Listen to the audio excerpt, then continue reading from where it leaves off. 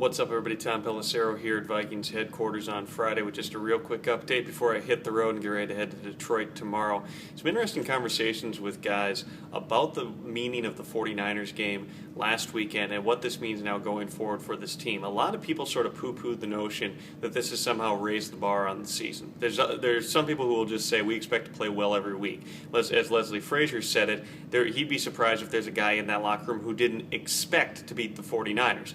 I find that a little hard to believe based on how good the 49ers are. I do know that they were extremely confident within the game plan they had set up, and guys really bought in to the mentality they had to go out and win that game. They played very well in all the phases, and as one player was saying to me, you had one of those games where each phase picked up every other phase. You didn't have to have one group carrying the other. It wasn't the defense had to win that game because the offense wasn't playing well. Every position group, every side of the ball did something, and each group seemed to feed off each other. If it was the special teams giving up a long kick return, the defense stands tall, forces a field goal. If the defense gives up a long drive, special teams comes up and blocks a field goal. Those sorts of things. This is what a good team does, and the Vikings haven't been a good team over the past couple of years. I looked it up. In the 25 games since Leslie Frazier has been the head coach, the Vikings have been 7-point underdogs or more 8 times. The only other win they had in those games was Philadelphia, which was a strange situation a couple of years ago. One of Leslie Frazier's first games as the interim coach when they were trapped out in Philadelphia for the blizzard that wasn't for a couple of days. That's the only other time that they've won one of those games where they've been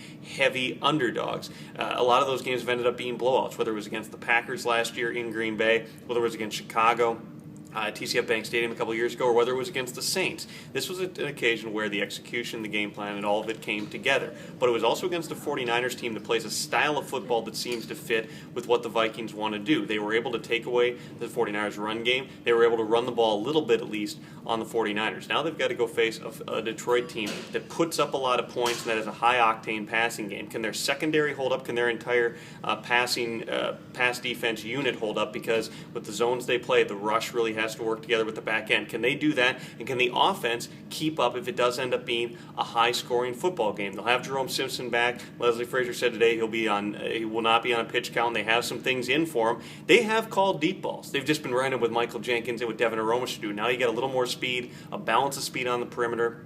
Will they take more shots downfield? We'll have to see. I think Christian Ponder will take some shots down the field, but he'll only do it if it's there. He's got to continue to guard against taking the bad shots down the field when they're not there. That's one thing he's done really well. That's why he's got one of the highest passer ratings and no interceptions at this early stage in the season. Will be really interesting. Can they go on the road and carry over that momentum from San Francisco? It's going to be a tough test for sure, but we'll see how it plays out at Ford Field. Full Vikings coverage, as always, at 1500ESPN.com. I'm Tom Pelissero. See ya.